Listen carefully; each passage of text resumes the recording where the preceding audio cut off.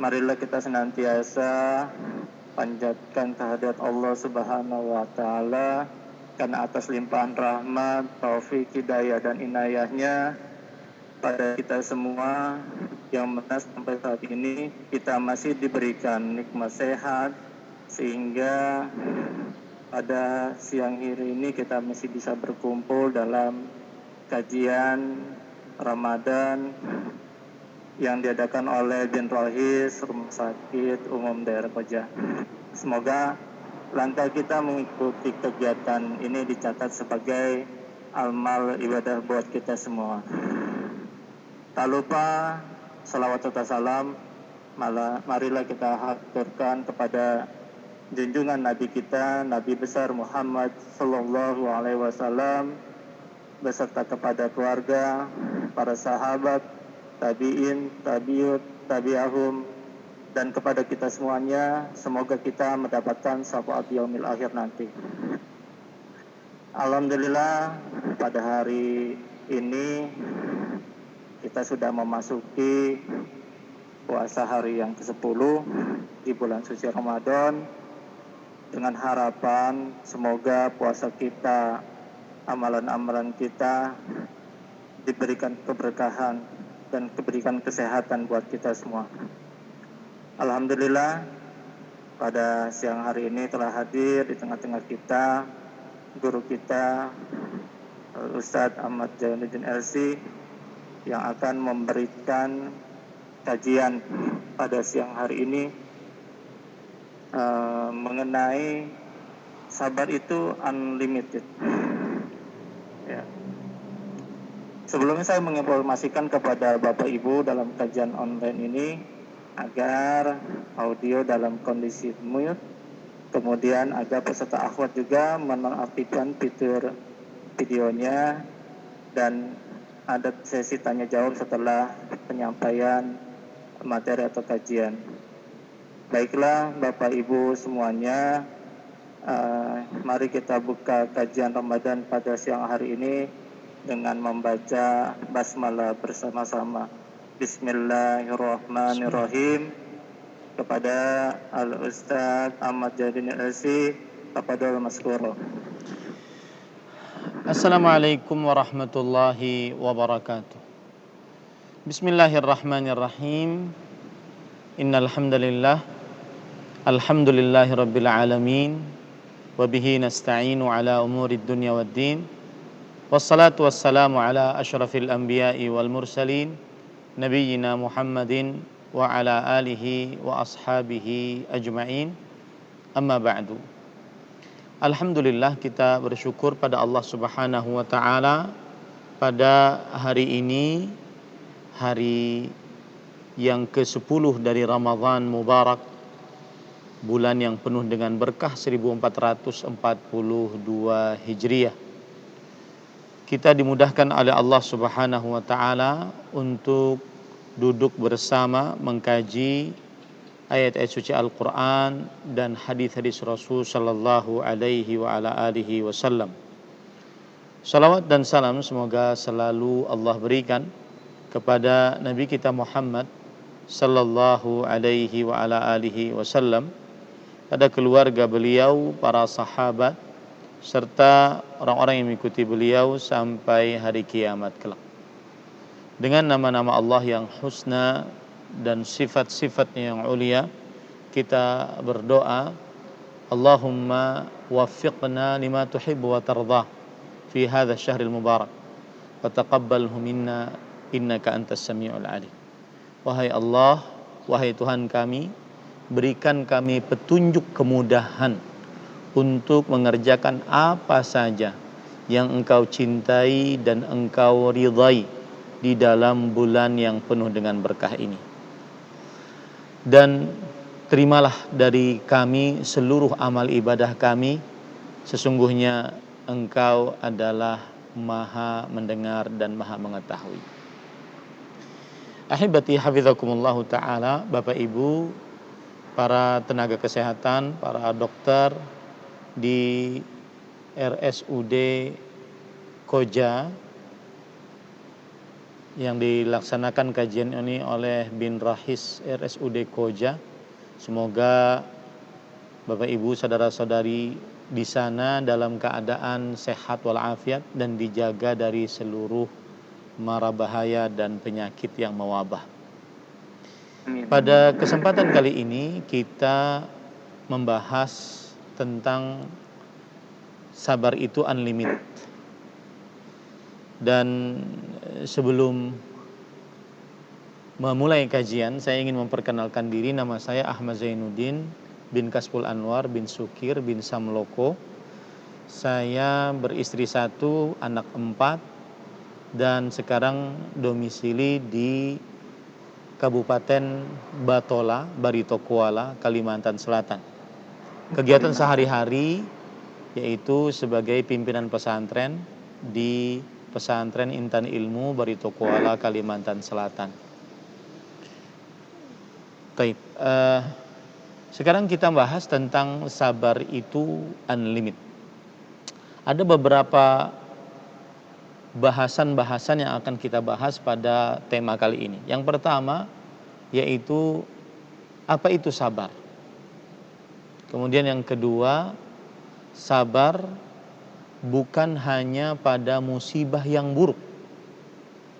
Kemudian yang ketiga, bagaimana agar selalu bisa bersabar yang tanpa batas. 3 poin ini kita akan bahas insyaallah ta'ala. Bapak Ibu saudara-saudari yang dimuliakan oleh Allah Subhanahu wa ta'ala, pada kesempatan kali ini kita akan membahas tentang sabar.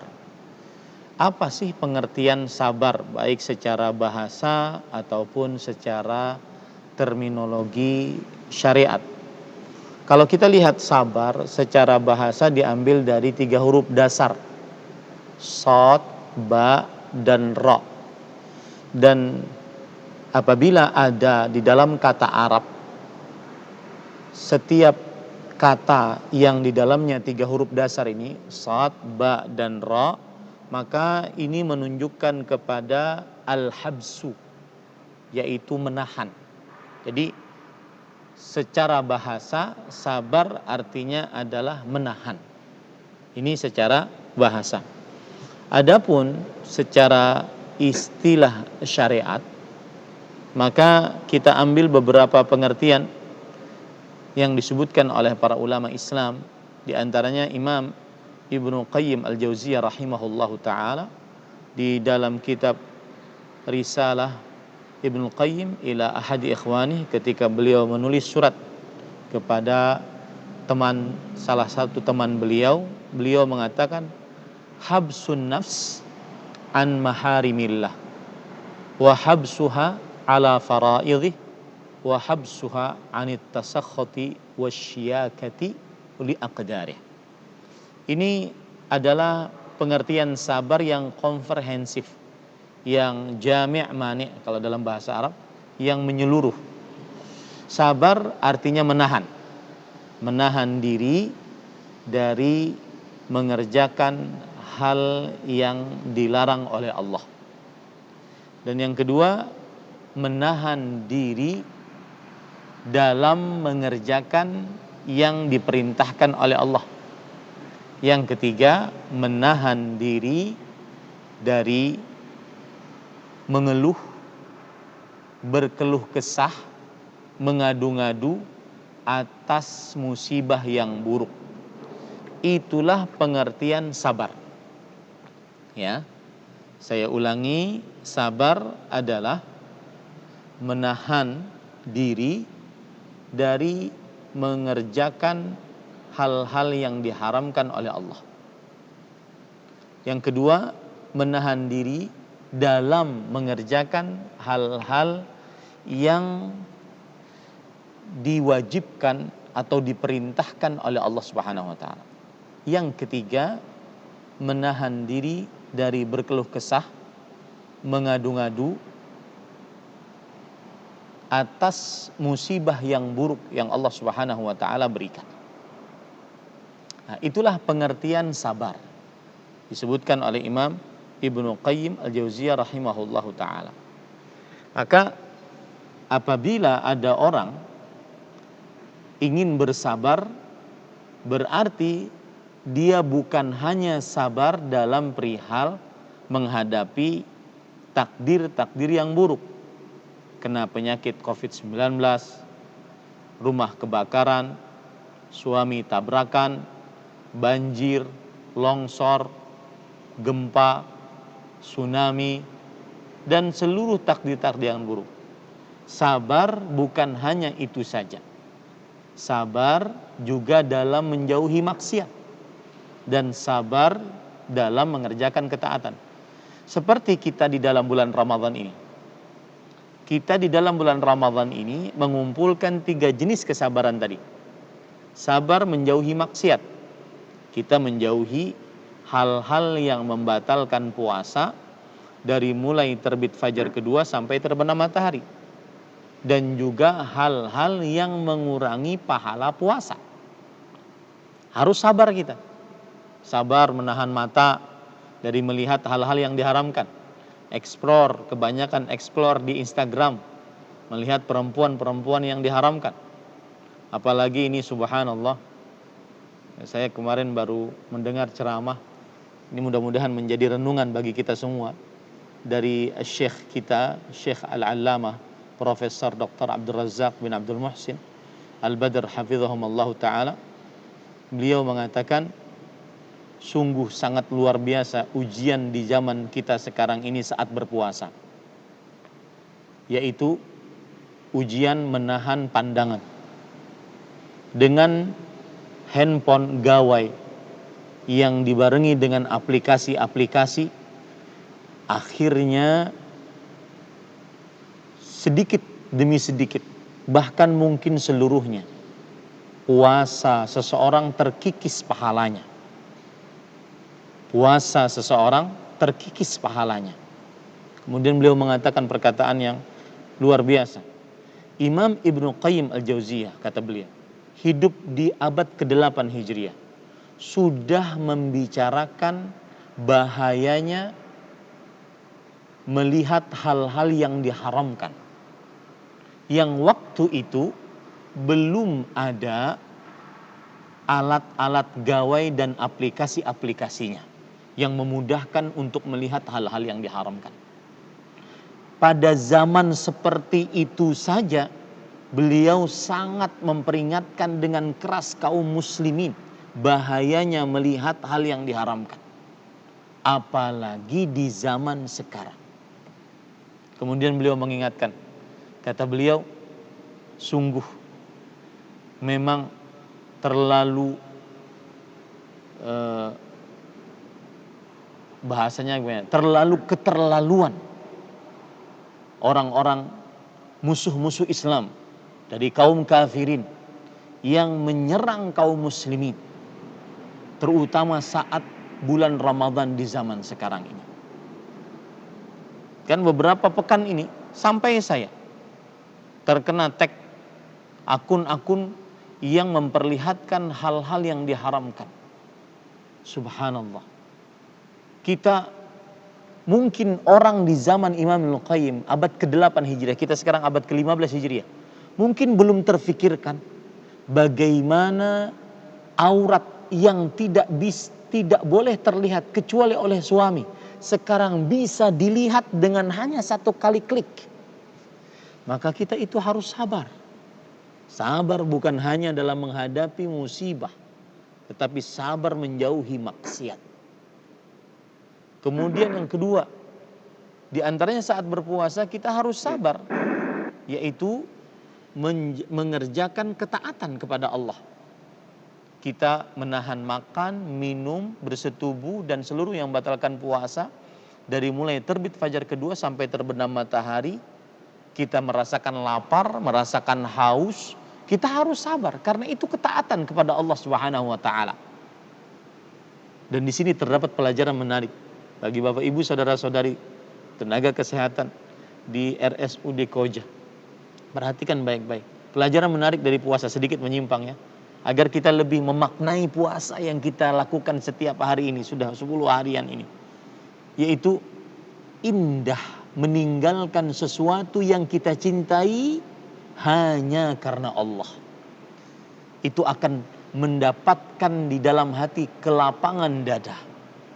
Kemudian manis iman. Kemudian pahala yang besar di akhirat kelak. Makan, lapar, kita ingin makan. Kita tinggalkan makanan demi Allah.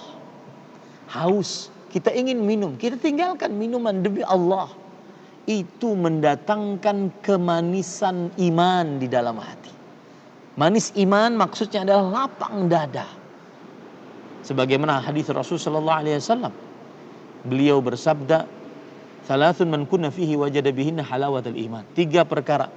Siapa yang di dalamnya terdapat di dalam dirinya 3 perkara tersebut, dia akan mendapatkan manisnya iman.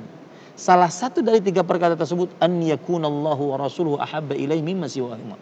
Hendaknya Allah dan Rasulnya lebih ia cintai dibandingkan keduanya. Dibandingkan selain keduanya.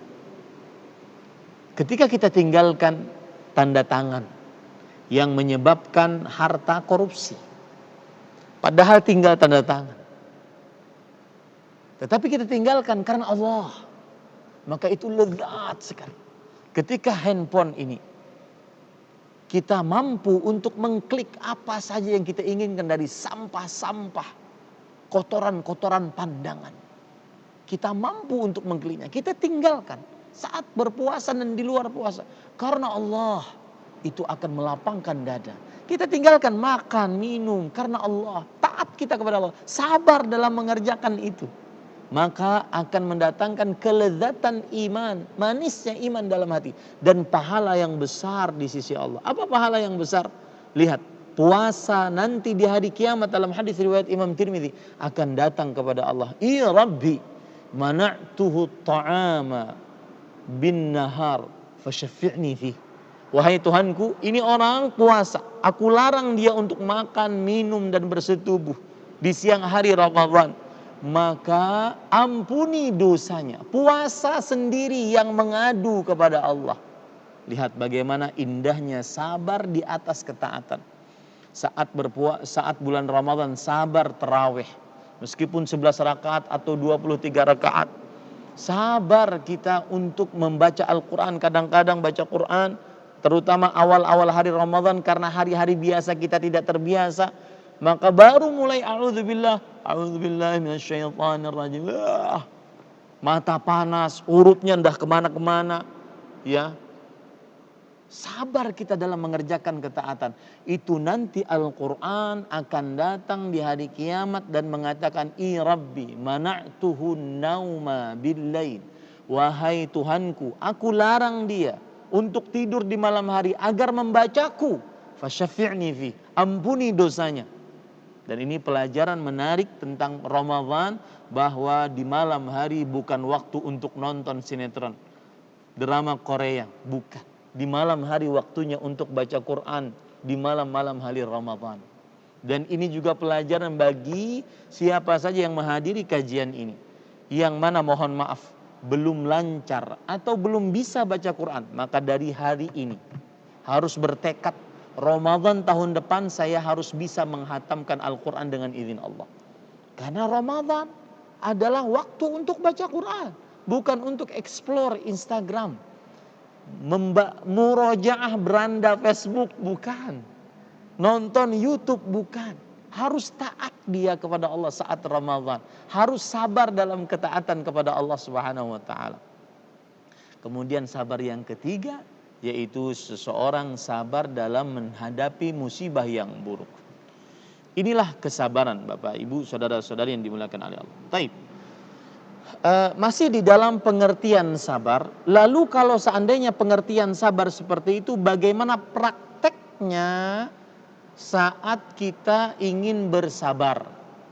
Bagaimana prakteknya saat kita ingin bersabar? Prakteknya ada 3 tahapan. Perhatikan baik-baik. Yang ingin bersabar ada 3 tahapan. Yang pertama, habsul lisan anit tasyaki. Menjaga lisan Dan di zaman sekarang menjaga tulisan, status di WA tuh paling banyak tuh. Saya heran kenapa sih orang kalau seandainya ada masalah di rumah tangganya dia bikin status WA. Kenapa nggak dia selesaikan dengan yang punya masalah? Ya, menjaga lisan, dan di zaman sekarang khususnya menjaga tulisan, status-status di akun-akun media sosial kita dari mengeluh. Orang yang sabar tidak mudah mengeluh. Ya, saya akan ceritakan cerita menarik, potret kesabaran yang hakiki. Lihat Ayyub alaihissalam, Nabi Ayyub alaihissalam. Ketika Allah Subhanahu wa taala berikan ujian kepada beliau berupa penyakit pada kulit beliau. Penyakit pada kulit beliau. Apa yang beliau lakukan? Mengeluh kepada anak istri, kepada teman-teman, kepada orang kampung? Tidak. Lihat, beliau mengatakan dalam surat Al-Anbiya ayat 83, wa ayyuba idz nada rabbahu anni massaniyad-dur wa anta arhamur rahimin. Dan ingatlah Nabi Ayyub alaihissalam ketika ia menyeru berdoa kepada Allah Tuhannya, wahai Tuhanku. Dia mengeluhnya kepada Allah. Dia berdoanya kepada Allah, sesungguhnya aku telah ditimpa penyakit. Maka Engkau adalah Tuhan yang penyayang dari semua yang menyayangi. Bapak Ibu, saudara-saudari yang dimuliakan oleh Allah Subhanahu wa taala, tenaga kesehatan di RSUD Koja. Maka pada saat ini beliau mempraktekkan bagaimana sabar, yaitu tidak mengeluh. Beliau hanya memberitahukan kepada Allah, ya Allah, aku tertimpa kesulitan dan Engkau Maha Penyayang. Dan mengeluhnya kepada Allah, bukan kepada manusia. Ini perhatikan, manusia-manusia yang sering kadang-kadang membuat status-status keluhan di media sosialnya. Perhatikan keburukannya. Idza syakauta ila bani Adam innama tashkur rahim ila alladzi la yarham. Wahai anak Adam, ini pepatah Arab, bukan hadis, bukan ayat, pepatah Arab. Wahai anak Adam, jika engkau mengeluhkan nasibmu kepada manusia, sesungguhnya engkau sedang mengeluhkan Allah yang Maha Pengasih kepada makhluk Allah yang tidak mengasihi. Maka jangan sering-sering mengeluh, terutama di media sosial, karena itu tanda ketidaksabaran. Sedikit ngantri bikin status, ya, sedikit disalib orang di jalan bikin status. Dan ngomong-ngomong, by the way, saya sering memperhatikan orang akhlaknya dari ketika dia nyupir di jalan. Kan saya kalau lagi di luar pandemi COVID-19 sering keluar kota, alhamdulillah. Kita terkadang sebagian tahu akhlak orang ini, lisannya bagaimana ketika dia nyetir. Apakah suka mengumpat? Apakah suka berkata kasar saat nyetir? Itu semua berkaitan dengan sabar. Menjaga lisan agar tidak mengeluh, tidak berkeluh kesah, terutama kepada makhluk. Lihat Nabi Zakaria alaihissalam. Ketika beliau sudah tua renta, ubanan, istrinya menopause, belum punya anak, dan beliau ingin ada yang mewarisi beliau. Maka beliau berdoa kepada Allah Subhanahu wa taala agar minta anak. Rabbi la tadharni fardan wa anta khairul warithin. Wahai Tuhanku, jangan jadikan aku sendirian. Engkau adalah sebaik-baik pemberi ahli waris. Begitu semestinya seorang muslim. Jika ingin bersabar, prakteknya adalah yang pertama, menjaga lisan. Tidak berkeluh kesah, tidak menggerutu, ya, tidak mengadu-ngadu, menjaga lisan. Ya. Dan di zaman sekarang saya tambahi menjaga tulisan. Praktek yang kedua yaitu menjaga hati dari menggerutu atas sesuatu yang tidak dia sukai. Kemudian yang ketiga yaitu menjaga anggota tubuh dari mengerjakan hal-hal yang tidak diperintahkan oleh Allah. Ya. Seperti misalkan Rasulullah sallallahu alaihi wasallam bersabda, "Laisa minna man darabal khudud wa syaqqal juyub wa da'a bid'awal jahiliyah." Bukan dari kita orang yang menempeleng wajahnya, merobek-robek bajunya, dan berteriak meraung-raung seperti kaum jahiliyah saat dapat musibah. Bukan dari kita. Ya, saya pernah bekerja di Arab Saudi sebagai pendakwah selama 7 tahun di sebuah instansi bernama Islamic Cultural Center Damam sebagai pendakwah. Mendakwahi orang-orang Indonesia, tenaga kerja Indonesia yang kerja di kota tersebut. Kemudian suatu malam datang majikan orang Arab dengan tenaga kerja Indonesia, perempuan. Kemudian majikan ini mengatakan, "Wahai Ahmad, wahai Syekh Ahmad," kata dia, "ini perempuan sudah saya anggap keluarga saya. Apa yang kita makan, dia makan. Apa yang kita minum, dia minum. Apa yang kita pakai, dia pakai. Tapi mohon Ahmad, kalau seandainya dia ingin istirahat, silahkan istirahat. Sepekan, 2 pekan kami kasih. Tidak usah kerja di rumah. Tetapi mohon agar makan. Dia sudah 3 hari 3 malam tidak makan dan hanya menangis, tidak mau berbicara. Mohon diberitahu Ahmad." Lalu saya langsung berkata kepada ibu tersebut, "Ada apa, Bu?" Sang ibu langsung mengatakan, "Lihat, tidak menjaga lisan, tidak menjaga hati, tidak menjaga anggota tubuh." Ya. Beliau langsung mengatakan, "Kenapa saya, Ustadz? Kenapa harus saya? Kenapa?" Saya langsung berkata, "Karena itu sudah takdirnya, Bu." Saya angkat suara waktu itu di hadapan ibu. Karena itu sudah ditakdirkan oleh Allah 50.000 tahun sebelum penciptaan langit dan bumi. Meskipun waktu itu saya tidak tahu masalah apa yang ibu itu hadapi. Saya hanya mengatakan itu sudah takdirnya. Kemudian beliau terdiam. Lalu setelah itu saya pelan-pelan berbicara kepada ibu. "Ada apa?" "Suami saya, Ustadz, anak saya dalam satu waktu tabrakan meninggal di tempat." Itu kan benar, Bu. Itu sudah takdirnya. Ibu mau menangis, tidak menjaga lisan, tidak menjaga hati, tidak menjaga anggota tubuh karena tidak makan, tidak minum. Sebagian perempuan kalau sudah kena musibah menggundur rambutnya, merobek-robek bajunya, memecahkan semua yang dia ingin dipecahkan. Tidak makan, tidak minum, itu tidak menjaga anggota tubuh.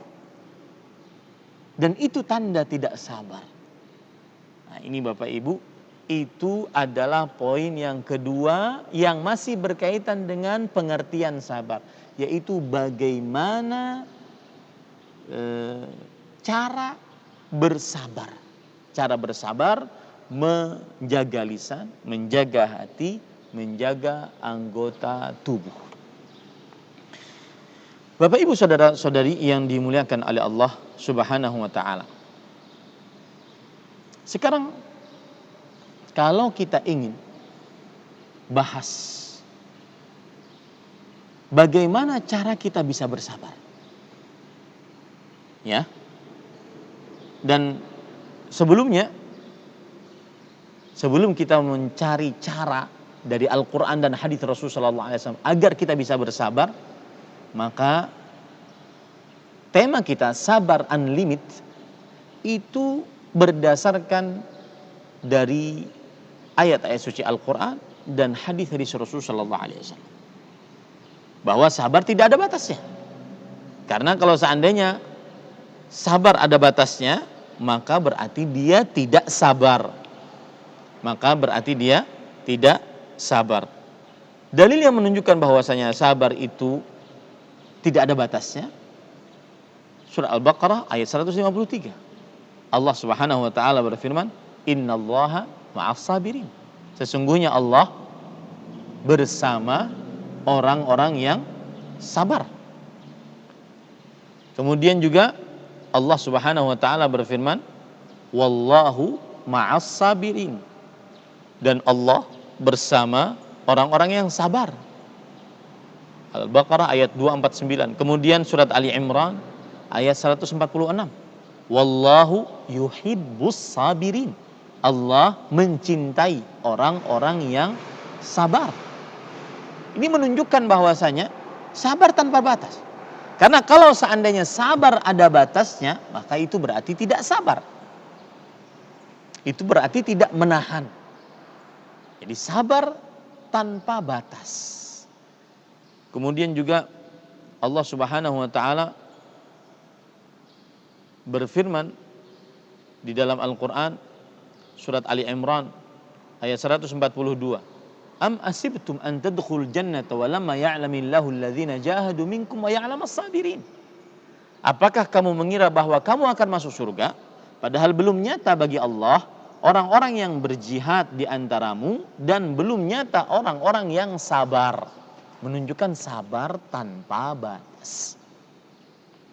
Ini Bapak Ibu saudara-saudari. Dan perhatikan baik-baik. Kalau ada yang mengatakan, Ustadz, tapi kita dizalimi Ustadz. Masa kita sabar aja? Tapi kita dapat musibah banyak Ustadz. Masa kita sabar aja? Maka saya ingin bercerita kisah nyata. Disebutkan di dalam kitab As-Siqat yang ditulis oleh Imam Ibnu Hibban. Seorang tabi'i yang bernama Abu Zaid Abdullah bin Zaid Al-Jarmi yang disebut dengan Abu Qilabah. Perhatikan beliau ini. Beliau mempunyai mata rabun, telinga lemah pendengaran, tangan kedua-duanya buntung, kaki kedua-duanya buntung. Apalagi kurangnya? Ya. Dalam keadaan seperti itu beliau masih saja terus berdoa dengan lisannya, Alhamdulillah. Allahumma auzi'ni an ashkura ni'mataka allati an'amta alayya wa faddaltani ala katsirin mimman khalaqta tafdila. Ya Allah, berikan aku petunjuk untuk bisa bersyukur atas nikmat-nikmat yang Engkau telah berikan kepadaku dan atas peninggian Engkau terhadapku dari kebanyakan makhluk. Orang yang mendengar perkataan orang sejenis seperti ini, tetapi doanya seperti ini, bertanya, ayo ni'mah, nikmat apa yang kau dapatkan? Matamu rabun, telingamu pendengarannya kurang, tanganmu buntung, kakimu buntung. Nikmat apa yang kau berikan? Maka beliau mengatakan, kalau seandainya halilintar menyambarku, bumi menelanku, air lautan menenggelamkanku, maka aku tidak akan pernah berhenti untuk mengucapkan doa tadi. Karena Allah telah memberikan kepadaku nikmat lisan agar aku selalu bisa berzikir kepada Allah. Nah, Bapak Ibu saudara-saudari yang dimuliakan oleh Allah Subhanahu wa taala, ini cerita menunjukkan bahwa sabar tanpa batas. Ceritanya belum selesai. Abdullah bin Zaid Al-Jarmi, Abu Qilabah rahimahullah, dalam keadaan seperti itu yang mengurus beliau anak laki-laki kecil beliau. Mungkin umurnya 6 tahun, 7 tahun. Yang memakani beliau kalau lapar, yang mewudu'i beliau kalau ingin sholat. Karena semuanya terbatas. Ternyata anak kecil ini yang ngurus beliau ini 3 hari 3 malam belum datang ke rumah. Maka beliau minta dicarikan. Ternyata anak kecil ini dimakan oleh binatang buas. Yang mencari sampai tidak tega ingin memberitahukan kepada Abu Qilabah tentang keadaan anaknya. Melihat keadaan beliau juga. Yang mencari mengatakan, tahukah engkau kisahnya Nabi Yusuf bagaimana menyedihkannya? Tahukah engkau kisahnya Nabi Zakaria bagaimana menyedihkannya? Tahukah engkau kisahnya Nabi Ayub bagaimana menyedihkannya? Maka Abu Qilabah, seorang ulama besar, muridnya Abdullah bin Abbas radhiyallahu anhuma, beliau akhirnya mengatakan, saya semuanya itu tahu dan faham. Sekarang mana anak saya? Maka yang mencari mengatakan, anakmu dimakan binatang buas. Apa yang beliau ucapkan?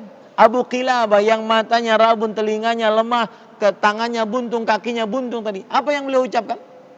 Inna lillahi wa inna ilaihi raji'un. Ini tanda kesabaran. Inna lillahi wa inna ilaihi raji'un. Yang kedua, kemudian beliau mengatakan alhamdulillah, segala puji bagi Allah. Lihat, dalam keadaan seperti itu dapat musibah masih bisa muji Allah Subhanahu wa taala. Alhamdulillah. Kenapa beliau bersyukur? Alladzi lam yakhluq min dzurriyyati khalqan ya'sihi fayu'adzibuhu binnar.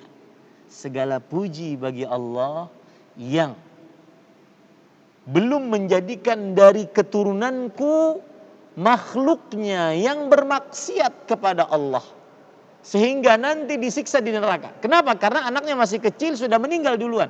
Beliau bersyukur atas itu, bahwasanya beliau tidak memiliki keturunan yang akhirnya nanti bermaksiat kalau seandainya sudah dewasa, diwafatkan sebelum dewasa. Beliau bersyukur atas itu. Subhanallah. Kemudian, ini perhatikan, kenapa sabar tanpa batas?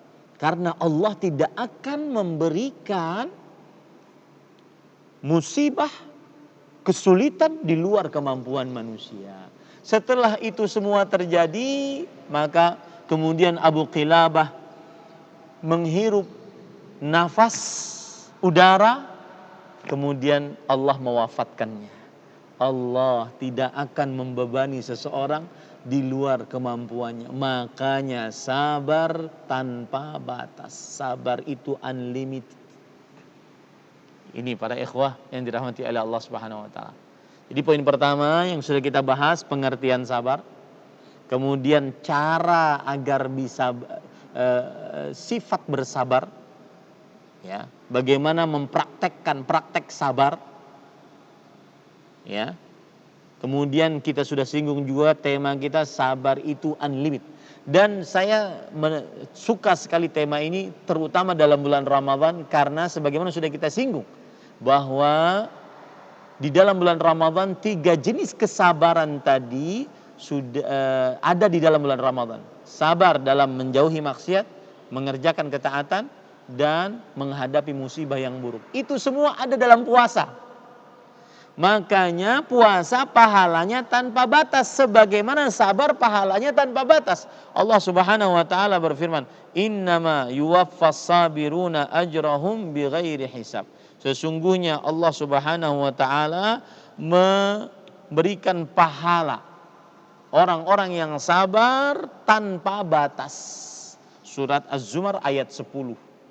Dan puasa di dalamnya ada 3 jenis kesabaran, dan puasa pahalanya pun tanpa batas. Sebagaimana firman Allah dalam hadis qudsi riwayat Bukhari dari sahabat Nabi Abu Hurairah radhiyallahu anhu, Rasulullah sallallahu alaihi wasallam bersabda, "Illa siyam fa innahu li wa ana ajzi bih." Kecuali puasa. Puasa itu milikku kata Allah, dan aku yang akan mengganjarnya. Dari sini para ulama mengatakan pahala puasa tidak ada yang bisa menghitungnya. Bahkan Imam Ahmad rahimahullah ta'ala mengatakan, as-siyam la yaktubuhul hafawah. Siyam tidak ditulis oleh malaikat pencatat amal, karena hanya Allah yang tahu pahala puasanya. Ini Bapak Ibu saudara-saudari, sudah 3 poin kita bahas ya. Pengertian sabar, kemudian praktek sabar bagaimana, kemudian memang sabar itu unlimited. Kemudian Bapak Ibu saudara-saudari, masih berkaitan dengan sabar. Sabar yang sebenarnya adalah ketika dia menahan diri. Menahan diri. Ya. Saat musibah pertama kali datang. Itu sabar yang sebenarnya. Adapun sebagian orang sabar saat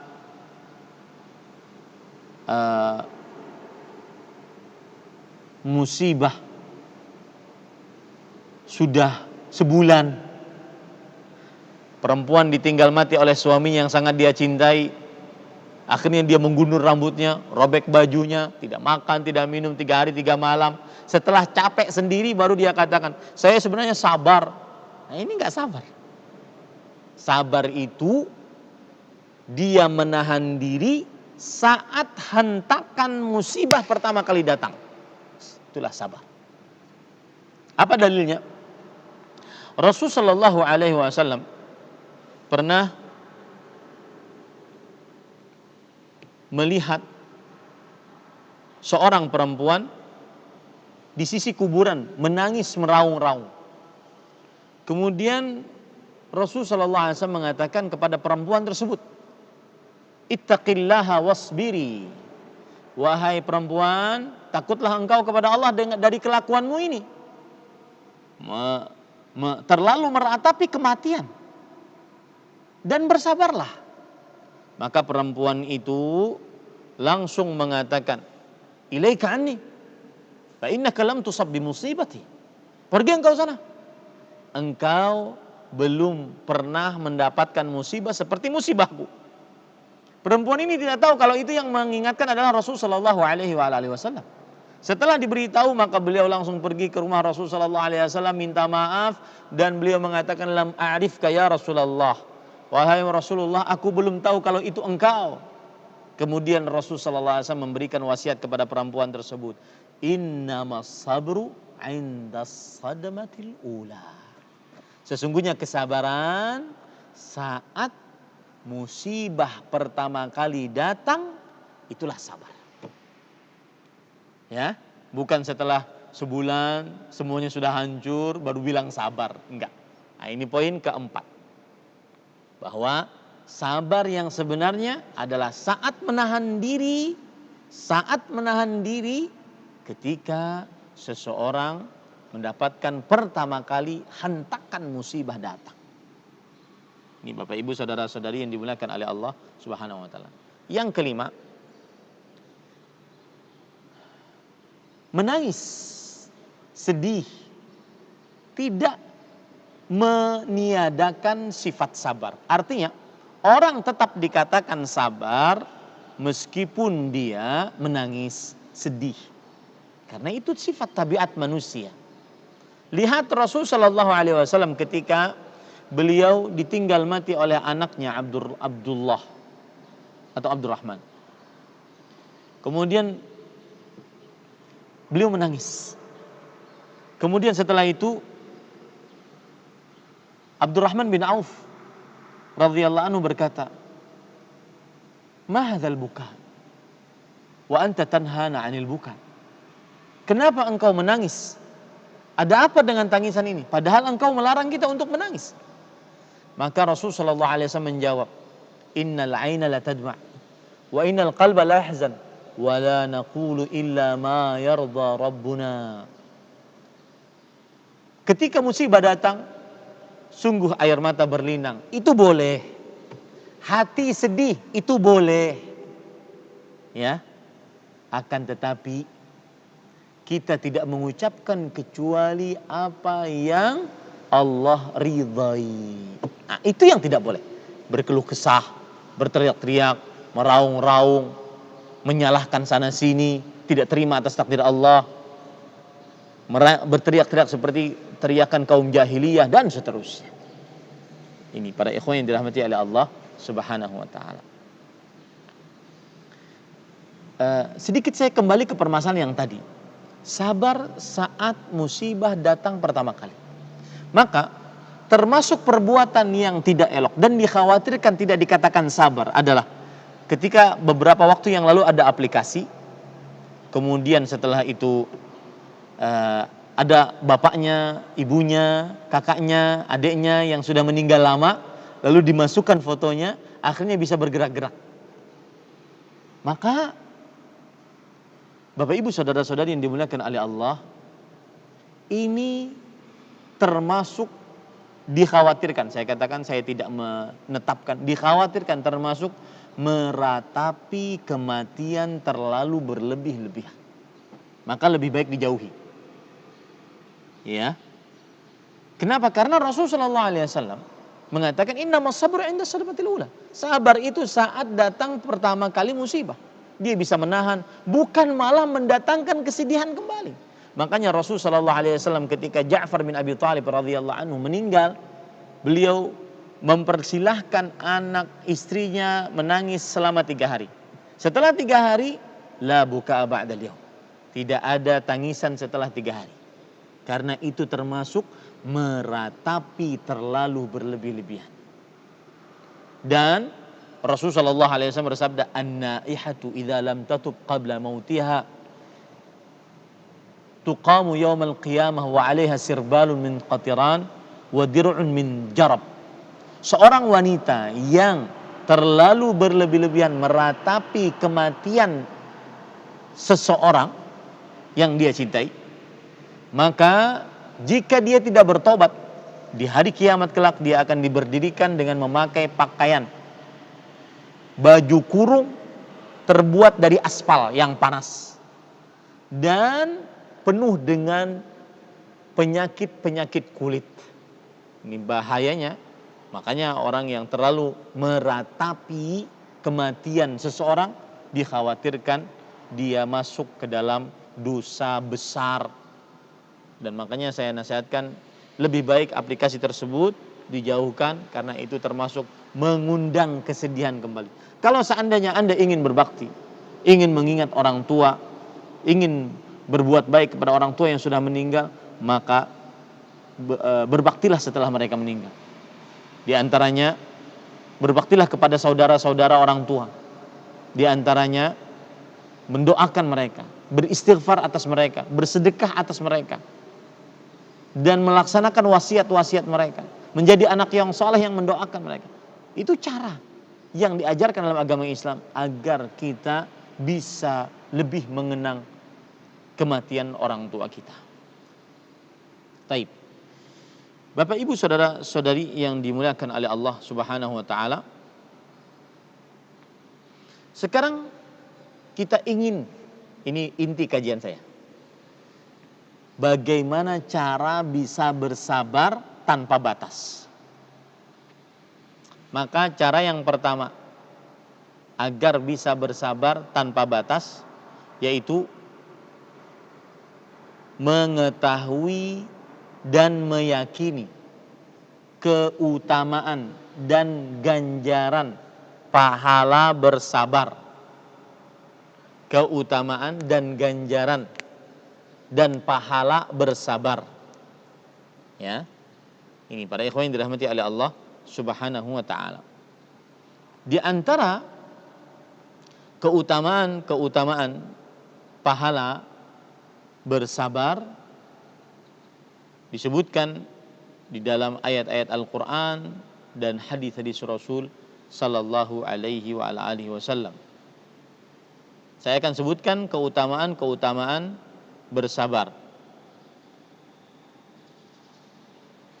Perhatikan baik-baik dan yakini keutamaan ini sehingga kita bisa bersabar. Yang pertama, orang yang bersabar dia akan mendapatkan 3 pahala sekaligus dalam satu ayat.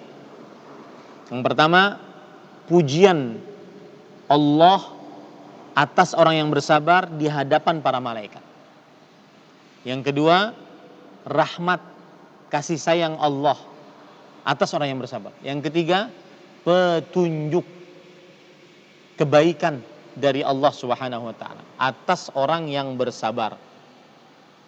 Hal ini disebutkan oleh Allah dalam surah Al-Baqarah ayat 155 sampai 157. Wala nabluwannakum bisyai'in minal khaufi wal ju' wa naqsin minal amwali wal anfusi wath thamarat wa basyyiris sabirin alladzina idza asabatuhum musibah qalu inna lillahi wa inna ilaihi raji'un. Yang artinya ulaika alaihim shalawatu min rabbihim wa rahmah wa ulaika humul muhtadun. Sungguh kami akan benar-benar uji kalian dengan sesuatu dari rasa takut, terutama kita dalam keadaan pandemi Covid-19 seperti ini. Selalu khawatir, apakah terkena, apakah tidak terkena. Saya saja yang sudah vaksin 2 kali, masih saja harus terus menjaga protokol kesehatan. Ya. kemudian rasa lapar, kekurangan harta, nyawa, dan buah-buahan. Dan berikan kabar gembira kepada orang-orang yang sabar, yang apabila tertimpa musibah mereka mengucapkan innalillahi wa inna ilaihi raji'un. Apa kabar gembiranya? Mereka lah orang-orang yang mendapatkan pujian dari Tuhannya dan rahmat, dan mereka lah orang-orang yang mendapatkan petunjuk dari Allah Subhanahu wa taala. Kemudian ahibati hafizakumullah taala, sabar mendatangkan cinta Allah. Bapak Ibu, para tenaga kesehatan di RSUD Koja, kita mengaku cinta Allah mudah. Saya cinta Allah mudah. Tapi yang jadi masalah, kita ini dicintai oleh Allah atau tidak. Seorang lelaki ngaku pacarnya Lela, tapi si Lela ngakuin gak dia pacar dia. Saya tidak membenarkan pacarannya. Walillahil matsalul a'la. Dan Allah Subhanahu wa taala mempunyai keutamaan yang lebih luar biasa. Apa itu? Kita ngaku cinta kepada Allah, tapi Allah cinta enggak kepada kita? Kullun yadda'i waslan bi Laila wa Laila la tuqirruhu bidza. Semua ngaku cinta kepada Laila. Lailanya enggak tahu cinta atau tidak pada orang tersebut. Yang jadi masalah adalah kita dicintai oleh Allah atau tidak. Nah, sabar mendatangkan cinta Allah. Ini yang membuat kita terus bersabar tanpa batas. Allah berfirman tadi di dalam surat Al-Imran ayat 146. Wallahu yuhibbus sabirin. Allah mencintai orang-orang yang sabar. Timbul pertanyaan, so what? Kalau dicintai oleh Allah emang kenapa? Ada apa di balik cinta Allah? Maka jawabannya adalah kalau sudah Allah mencintai, sekujur tubuhnya akan diberi petunjuk oleh Allah. Tidak mengerjakan kecuali yang diridhoi oleh Allah. Matanya tidak melihat kecuali yang diridhoi oleh Allah. Telinganya tidak mendengar kecuali yang diridhoi oleh Allah.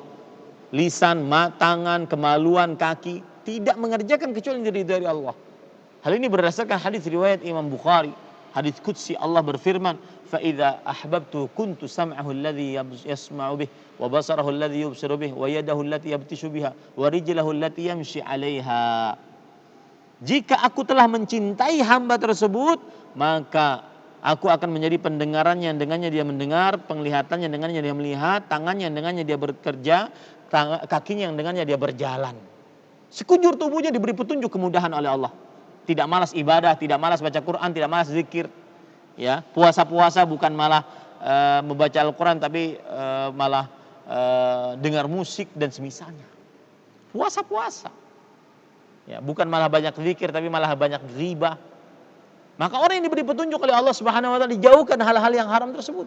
Diberi petunjuk oleh Allah, entah lingkungannya, entah temannya, entah kemudahan untuk mengerjakan ketaatan kepada Allah. Itu keutamaan dicintai oleh Allah dan didapat ketika sabar, dan itu yang membuat kita bisa bersabar unlimited. Kemudian yang ketiga, orang yang bersabar akan selalu dibersamai oleh Allah Subhanahu wa taala. Sebagaimana disebutkan oleh Allah dalam surat Al-Baqarah ayat 153. Innallaha ma'as sabirin. Sesungguhnya Allah bersama orang-orang yang sabar. Ya, sesungguhnya Allah bersama orang-orang yang sabar. Dan kebersamaan Allah terhadap orang yang bersabar ini kebersamaan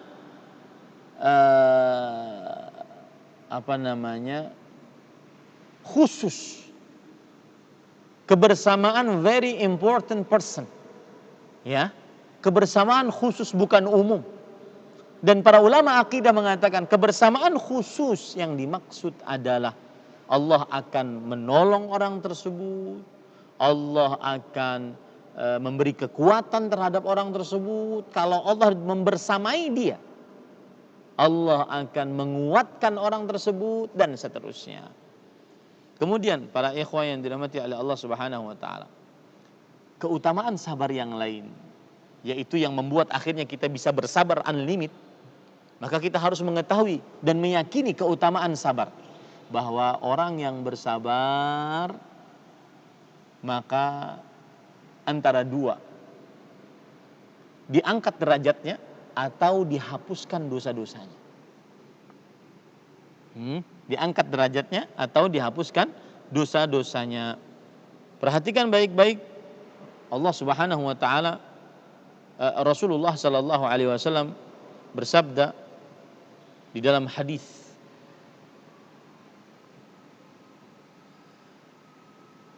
yang diriwayatkan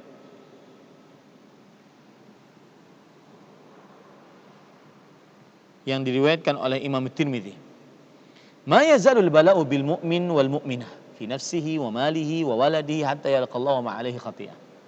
Ini perhatikan, terutama mungkin yang ditinggal mati oleh orang yang dicintainya karena pandemi Covid-19 ini. Ya, banyak cerita-cerita yang kehilangan keluarga akibat Covid-19. Maka perhatikan baik-baik ini. Hadis riwayat Imam Tirmidzi.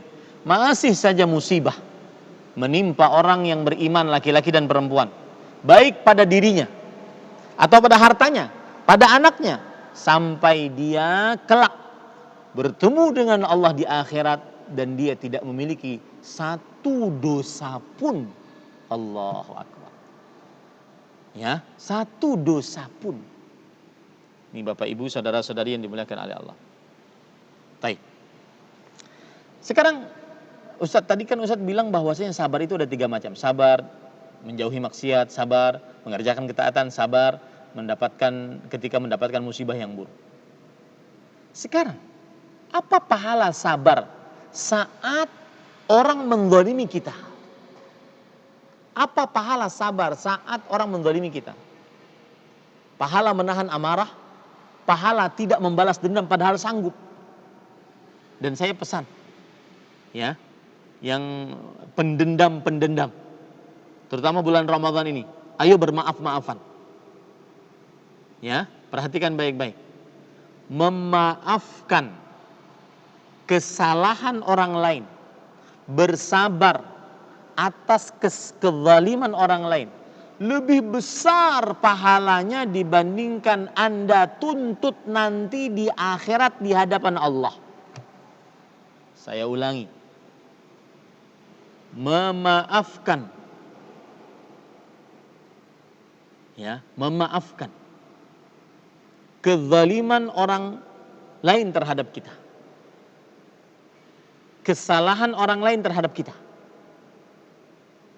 lebih besar pahalanya dibandingkan menuntut balas nanti di akhirat di hadapan Allah Subhanahu wa ta'ala. Apa dalilnya? Allah berfirman dalam surah Ali Imran, "Sari'u ila maghfiratin min rabbikum wa jannatin 'arduhas samawati wal ardu u'iddat lil muttaqin." Dan bersegeralah kalian menggapai ampunan dari Tuhan kalian dan surga yang luasnya seluas langit dan bumi yang disediakan untuk orang-orang yang bertakwa. Siapa orang yang bertakwa itu? Apa tanda mereka orang bertakwa? Alladzina yunfiquna fis sarra'i wad dharra'i wal kadhiminal ghaidha wal 'afina 'anil nas wallahu yuhibbul muhsinin. Orang-orang yang bersedekah baik dalam keadaan lapang atau susah, dan orang-orang yang menahan amarah dan memaafkan atas kesalahan manusia.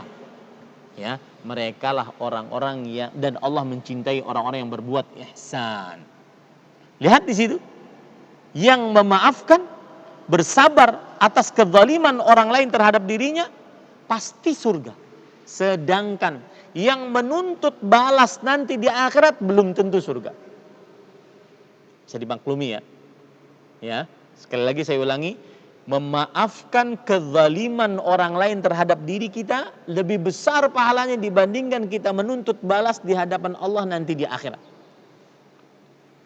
Karena memaafkan ganjarannya surga, diampuni dosa, sedangkan menuntut balas belum ada kepastian surga dan diampuni dosa. Ini Bapak Ibu saudara-saudari, ini yang membuat kita bersabar unlimit. Ya, itu cara yang pertama agar bisa bersabar unlimit. Cara yang kedua agar bisa bersabar unlimit, yaitu meyakini baik-baik bahwa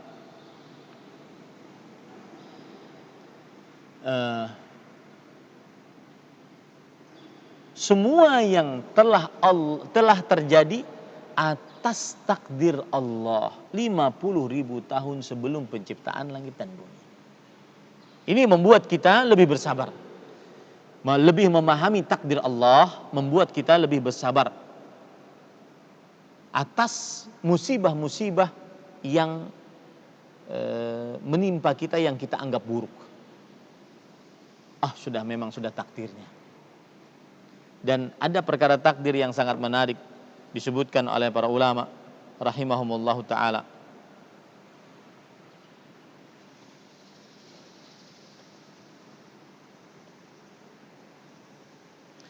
Para ikhwan yang dirahmati oleh Allah Subhanahu wa taala,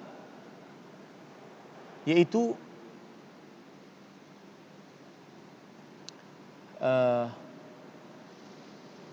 Rasul sallallahu alaihi wasallam bersabda, "I'lam anna ma akhta'aka lam yakun liyusibak wa ma asabak lam yakun liyukhti'ak."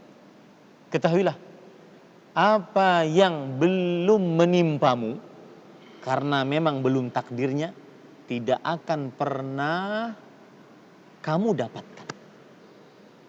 Dan apa yang menimpamu karena memang sudah takdirnya, tidak akan pernah meleset. Dengan begini hati tenang. Ya. Kita mengerjakan protokol kesehatan. Pakai masker, jaga jarak, kemudian cuci tangan.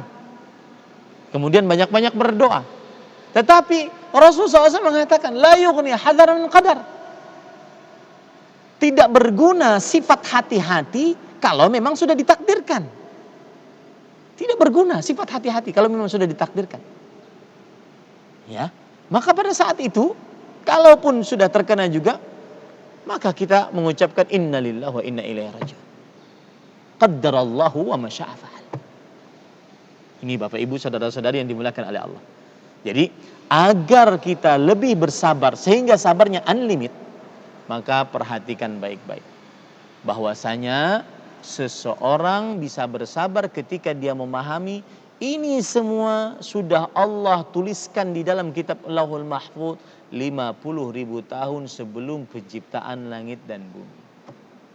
Yang keluarga perdokteran, bapak ibu dokter, anak dokter, kakak dokter, ya. Kemudian satu-satu meninggal, ibunya meninggal karena COVID, bapaknya meninggal karena pas waktu menjaga pasien karena COVID, adiknya meninggal, kakaknya meninggal, tinggal dia sendiri. Maka agar bisa bersabar unlimited, apa yang bisa dia lakukan? Yaitu dia memahami takdir dengan baik. Bahwasanya tidak ada yang bisa menolak takdir. Karena takdir tersebut sudah Allah tetapkan 50.000 tahun sebelum penciptaan langit dan bumi. Kalau seandainya Allah katakan kun, maka berarti fayakun. Tidak akan ada yang bisa menolaknya. Dengan begitu kita akhirnya bisa bersabar. Yang ketiga, Bapak Ibu saudara-saudari yang dimuliakan oleh Allah Subhanahu wa taala. Agar kita bersabar, yang sabarnya unlimited, saya ingin bercerita. Dan cerita ini sebenarnya adalah curhat pribadi saya kepada Syekh Al-Allamah Profesor Dr. Abdul Razak bin Abdul Muhsin Al-Badr hafizahullah, guru besar akidah di Masjid Nabawi. Waktu itu saya bertanya kepada beliau, Syekh, kenapa sabar itu sulit? Terutama kita dalam bulan Ramadan nih ya. Salah satu yang sangat terlarang saat bulan Ramadan, teriak, bertengkar, berkelahi. Itu sangat mengurangi pahala puasa. Mungkin bisa masuk ke dalam hadis Rasulullah SAW, rubba sa'im hadduhu min siyami al-ju' wal 'atas. Berapa banyak orang yang puasa, bagian dari puasanya hanya lapar dan haus. Ya. Kemudian beliau, saya tanya, Syekh, mengapa sabar itu sulit? Itu pertanyaan saya. Maka jawabannya, li'annahu manzilatun rafi'ah. Karena sabar itu kedudukan yang tinggi. La yablugha illa ulul azmi minar rusul. Tidak ada yang sampai kepadanya sebenar-benar sabar kecuali seorang dari ulul azmi dari para rasul. Contoh kata beliau, Nabi kita Muhammad SAW, bagaimana kesabaran beliau? Tidak bisa kita contoh. Ya, tidak bisa kita lakukan kesabaran beliau. Ketika beliau pergi berdakwah ke Taif, kemudian beliau pergi kepada pemuka-pemuka Taif. Ada 3 saudara kembar pemuka Taif di Taif. Beliau dakwahi. Beliau masuk ke dalam rumahnya. Beliau dakwahi. Kata beliau, kalau kalian tidak menerima dakwah saya, ya sudah. Berita ini berarti cukup hanya di kalian saja agar orang tidak heboh. Ya, jangan diberitahukan. Tetapi ternyata 3 orang ini berkhianat. Dia memberitahukan kepada orang kampung. Kemudian ketika Rasulullah SAW mau keluar dari Taif, berjejer para budak, kemudian para anak-anak kecil sambil membawa batu-batu, melempari Rasulullah SAW. Sedih sekali. Dilempari oleh anak kecil dan kita tidak bisa melawan. Dilempari oleh budak-budak dan kita tidak bisa melawan. Sedih. Kemudian luka. Jadi pedih hati dan sakit badan. Saat itu Jibril datang menawarkan bantuan. Ini malaikat gunung, kata Jibril. Kemudian malaikat gunung menawarkan bantuan. Wahai Muhammad, kalau seandainya engkau, sebelum itu, makanya Rasulullah SAW ketika ditanya apa yang paling berat dalam berdakwah yang beliau dapatkan, yaitu ketika berdakwah di Taif. Saat itu malaikat gunung menawarkan bantuan. Wahai Muhammad, maukah engkau an akhshifa alaihim akhsyabain? Aku akan timpakan mereka 2 gunung ini. Apa kata Rasul sallallahu alaihi wasallam?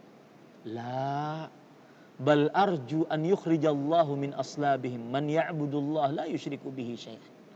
Tidak. Bahkan aku berdoa kepada Allah agar keluar dari keturunan-keturunan mereka yang beribadah kepada Allah, tidak mensyirikkan Allah dengan suatu apapun. Kata Syekh kepada saya, Ahmad, ayo sabrin hadha. Sabar jenis apa ini Ahmad? Kalau kita yang ditawarin seperti itu, jangan 2 gunung, 3 gunung, 10 gunung sekalian. Nah, kiat sabar yang ketiga kalau begitu, mencontoh para nabi, para rasul. Yang mana mereka mendapatkan ujian yang lebih berat. Tetapi mereka bisa bersabar. Nih, saya beri contoh ya. Nabi kita Muhammad SAW. Mungkin yang mengikuti kajian ini ada yang meninggal anaknya saat di dalam kandungan atau keguguran atau masih kecil, ya. Maka lihat, agar bisa lebih kokoh, tegar, sabar atas musibah itu. Lihat Rasulullah SAW. Berapa anak yang beliau meninggal sebelum beliau? Anak beliau 4 perempuan. Yang pertama Zainab, Ummu Kalsum, Ruqayyah, Fatimah. 3 perempuan ini meninggal sebelum beliau. Zainab, Ruqayyah, Ummu Kalsum. Meninggal saat lagi rekah-rekahnya, umur 20-an. Subhanallah. Beliau mempunyai anak laki-laki 4. Abdullah, Al-Qasim, Ibrahim, dan ketiga-tiganya meninggal di masa kecil. Maka para ulama mengatakan, hai kalian yang bersedih sampai sekarang ditinggal mati oleh anaknya, bandingkan dengan musibah yang didapati oleh Rasul sallallahu alaihi wasallam, maka niscaya akan ringan. Bandingkan dengan musibah yang didapati oleh Rasul sallallahu alaihi wasallam, niscaya akan ringan. Itu kiat bersabar unlimit yang keempat, yaitu mencontoh para Nabi Muhammad sallallahu alaihi wasallam. Yang kelima, memahami perkataan yang menarik dari seorang ulama salafus saleh. Beliau mengatakan,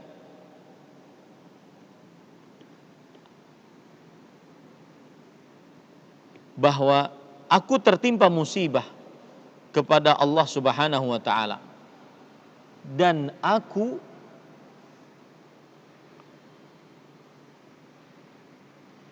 bersyukur kepada Allah 4 kali. Ini perkataan dari dari Syuraih, seorang tabi'i. Syuraih. Beliau mengatakan, "Inni la usabu bi musibah." Aku dapat musibah, penyakit, kekurangan harta, kemiskinan, apalagi dalam keadaan pandemi Covid-19 ini, ya. Inilah usabu bi musibah. Aku tertimpa musibah. Fa ahmadullah 'alaiha 4 marrat. Aku bersyukur kepada Allah 4 kali. Saat musibah malah bersyukur 4 kali. Ahmaduhu idh lam yakun a'zama minha. Aku bersyukur kepada Allah, ternyata musibah yang aku dapatkan tidak lebih besar daripada ini. Saya ulangi, musibah yang aku dapatkan tidak lebih besar daripada yang sekarang ini. 1. Wa ahmaduhu idh razaqani sabra 'alaiha. Dan aku bersyukur kepada Allah ketika Allah memberikan petunjuk kepadaku untuk sabar atas musibah tersebut. 2. 3. Wa ahmadu idza waffaqani lil istirja'i lima arju minats thawab. Dan aku bersyukur memuji Allah Subhanahu wa taala atas musibah yang aku dapatkan karena Allah memberikan petunjuk kepadaku untuk mengucapkan inna lillahi wa inna ilaihi raji'un. Karena orang yang mendapat musibah mengucapkan inna lillahi wa inna ilaihi raji'un, maka dia akan mendapatkan pahala yang besar. Itu yang ketiga. Yang keempat, ini yang luar biasa. Ya, ini perhatikan. Pasien-pasien COVID-19, mudah-mudahan kita diberikan afiat oleh Allah Subhanahu wa taala. Ya, sampaikan ini kepada pasien-pasien Anda. Ahmadu idza lam yaj'alha fi dini. Aku bersyukur kepada Allah mendapatkan musibah ini. Kenapa? Karena musibahnya bukan pada perkara agama. Saya pernah mengatakan, virus tabarruj, perempuan memperlihatkan kecantikan wajah, kemolekan tubuh, warna kulit yang mulus, glowing. Virus perempuan memakai minyak wangi di hadapan laki-laki yang bukan mahramnya. Perempuan memakai perhiasan di hadapan laki-laki yang bukan mahramnya. Perempuan memakai make up di hadapan laki-laki yang bukan mahramnya. Perempuan memakai baju yang indah menggoda laki-laki yang bukan mahramnya. Ini lebih berbahaya dibandingkan virus COVID-19, virus corona yang menyebabkan penyakit COVID-19. Perempuan yang bergoyang 2 jari, bergoyang dengan sangat erotis, bahkan di hadapan pasien yang semestinya harus diajak untuk lebih berzikir kepada Allah, lebih mengingat akhirat. Ya, itu lebih berbahaya dibandingkan virus corona. Ini Bapak Ibu saudara-saudari. Karena kenapa? Karena ini penyakit agama, ini penyakit dunia. Virus kesyirikan, percaya kepada tukang ramal, memakai jimat, ya, percaya kepada orang yang sudah mati, berdoa kepada orang yang sudah mati, lebih berbahaya dibandingkan virus corona. Kenapa? Karena ini urusan agama, sedangkan ini urusan dunia. Urusan dunia akhirnya mati, selesai penyakitnya. Tapi urusan agama, apabila seseorang mendapatkan musibah dalam perkara agama, maka urusannya adalah nerakanya Allah yang kekal abadi. Makanya Rasulullah SAW berdoa dalam hadis riwayat Imam Tirmidzi, Allahumma la taj'al musibatana fi dinina. Ya Allah, jangan jadikan musibah kami pada agama kami. Virus yang sekarang ini sangat terlihat di dalam bulan Ramadan. Kaum muslimin sebagian padahal mereka diwajibkan puasa, tidak berpuasa tanpa alasan syar'i. Ini lebih berbahaya dibandingkan penyakit musibah penyakit COVID-19. Yang tidak sholat, wa ma aktsaraha, dan alangkah sangat banyaknya. Yang sholat menjamak setiap hari, karena mungkin dia tinggal di Jabodetabek, macet setiap hari, jamak maghrib isya dikerjakan selalu di isya. Itu sholatnya tidak sah, itu lebih berbahaya dibandingkan COVID-19. Ini Bapak Ibu saudara-saudari yang dimuliakan oleh Allah Subhanahu wa taala, maka kiat agar bersabar memahami perkataan seorang salafus saleh Syuraih rahimahullahu taala, yaitu bisa bersyukur dalam musibah karena 4 perkara. Yang pertama, musibah tersebut tidak lebih besar dari apa yang sedang dirasakan. Yang kedua, diberikan petunjuk kesabaran atas Allah oleh Allah Subhanahu wa taala. Yang ketiga, bisa mengucapkan innalillahi wa inna ilaihi raji'un. Yang keempat, musibah tersebut bukan pada perkara agama. Contohnya juga di dalamnya bom bunuh diri. Ya. Itu musibah dalam agama. Dan itu bunuh diri, bukan jihad. Musibah dalam agama lebih berbahaya dibandingkan musibah-musibah dunia lainnya. Contohnya juga virus penghinaan terhadap agama, penghinaan terhadap Allah, Nabi, Al-Quran, dan seterusnya. Maka ini adalah termasuk daripada hal-hal yang bisa menjadikan seseorang bisa bersabar unlimited. Ada waktu 15-20 menit untuk bertanya, dipersilahkan. Wallahu alam. Nah. Alhamdulillah, terima kasih Pak Ustadz atas kajian pada siang hari ini. Tadi bagaimana sabar itu apa, kemudian praktek sabar itu apa, dan cara sabar tanpa batas seperti apa. Baik Pak Ustadz, ada chat yang masuk untuk bertanya. Saya bacakan ya Pak Ustadz. Assalamualaikum Ustadz. Waalaikumsalam warahmatullahi wabarakatuh. Bismillah, bagaimana kiat sabar bagi seorang anak dalam menghadapi ujian yang berupa sakit bawaan lahir, yang pada saat itu si anak belum berilmu dengan takdir, sabar dan sebagainya. Bagaimana peran orang tuanya, dan di saat yang sama orang tuanya juga belum berilmu tentang sabar, takdir dan sebagainya, walau lahir sudah Islam. Bismillah, walhamdulillah, wassalatu wassalamu ala rasulillah wa ala alihi wa sahbihi ajma'in. Jazakumullahu khairan atas pertanyaannya. Seorang anak yang terlahir dalam keadaan mungkin punya penyakit, bagaimana dia bisa bersabar? Kalau seandainya anak tersebut belum baligh, maka dia ketika meraung-raung kesakitan, maka tidak ada dosa atasnya. Tetapi kalau seandainya anak tersebut sudah baligh, maka dia harus dipahamkan bahwa Allah Subhanahu wa taala jika mencintai seseorang, Allah akan uji hamba tersebut. Sebagaimana hadis Rasul sallallahu alaihi wasallam, "Innallaha idza ahabba qauman ibtalahum."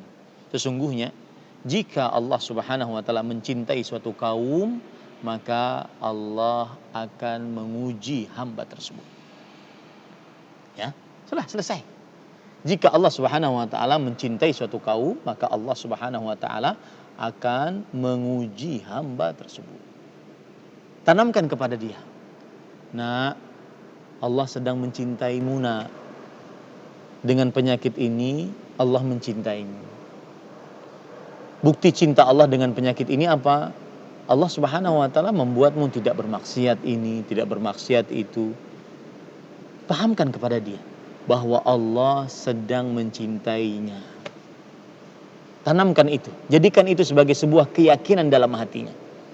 Musibah, penyakit yang dia hadapi adalah termasuk daripada tanda cinta Allah Subhanahu wa taala. Nah, bagi orang tua bagaimana? Bagi orang tua, jaga lisan, jaga hati, jaga anggota tubuh. Ya, bagi orang tua. Dan Bapak Ibu saudara-saudari yang dimuliakan oleh Allah, ada perkataan menarik dari Imam Ibnu Qayyim Al-Jauziyah, saya ambil ini saja, perhatikan ini. Ya. Ini kalau kita lihat manusia, seorang manusia ditakdirkan oleh Allah dia mendapatkan surga yang di sini. Tetapi dilihat dari amalnya cuma sampai sini. Bagaimana dia bisa dapat surga yang di sini? Maka jawabannya adalah dengan apa? Dengan musibah yang Allah berikan kepada dia. Nah, ini yang menunjukkan bahwasanya seseorang akhirnya bisa bersabar. Ya, karena di balik musibah yang dia dapati pasti ada kebaikan. Makanya kita tidak boleh menyandarkan keburukan kepada Allah. Ya. Karena tidak semua keburukan yang kita rasakan tidak 100% buruk bagi kita. Minimal Allah mengampuni dosa orang yang mendapatkan musibah. Allah mengangkat derajat orang yang mendapatkan musibah, sehingga nanti di akhirat dia masuk surga karena tidak memiliki satu dosa pun. Nah, itu sangat luar biasa. Maka tanamkan itu kepada anak kita, kemudian juga kepada diri kita sebagai orang tua. Wallahu a'lam. Nah. Jazakumullah khairan Ustaz.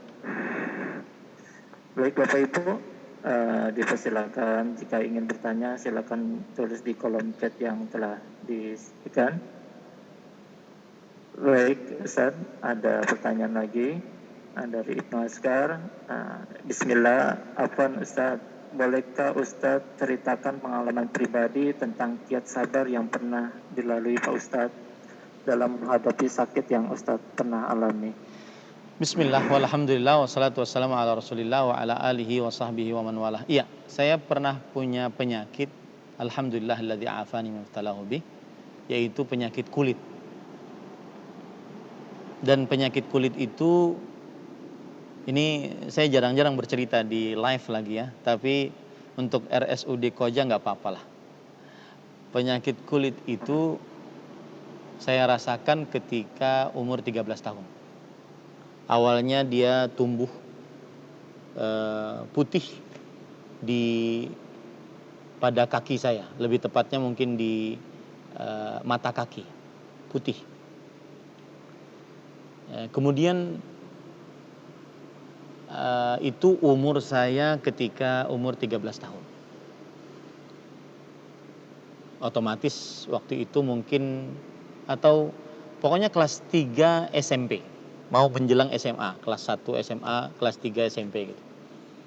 Ya berarti sekitar 15 tahun, sekitar itulah.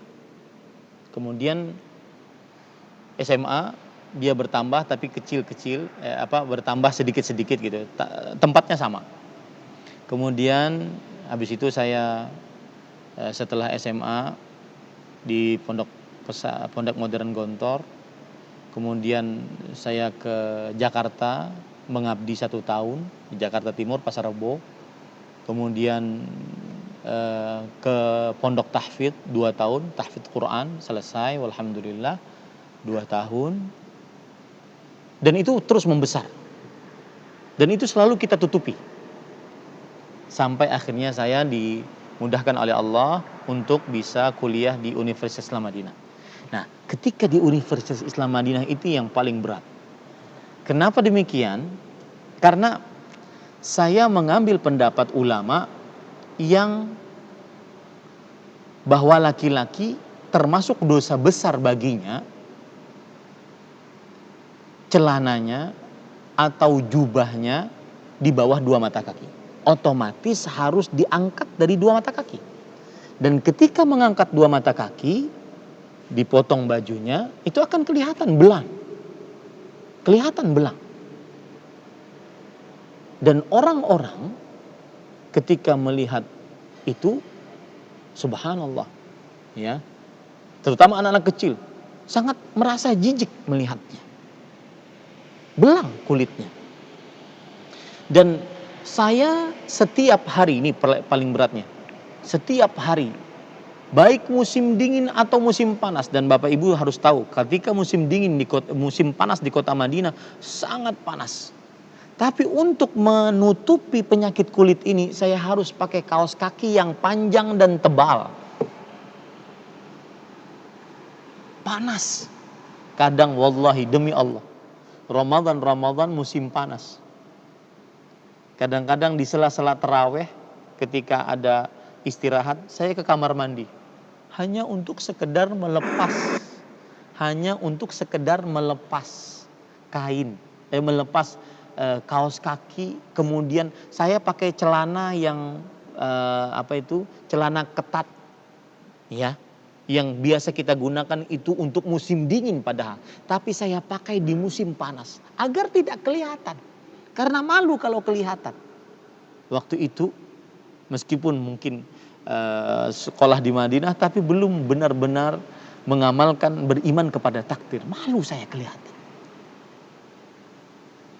Itu berat sekali. Itu yang saya ingat, ya, berat. Kemudian setelah itu saya dinasihati. Kata yang memberikan nasihat kepada saya, mengapa engkau tutupi?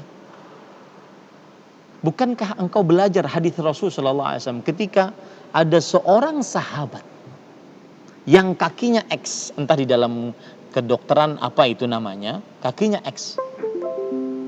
Kemudian sahabat ini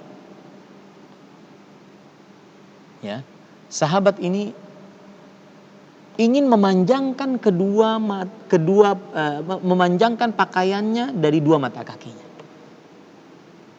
Kemudian Rasulullah SAW mengatakan, kullu khalqillahi hasan.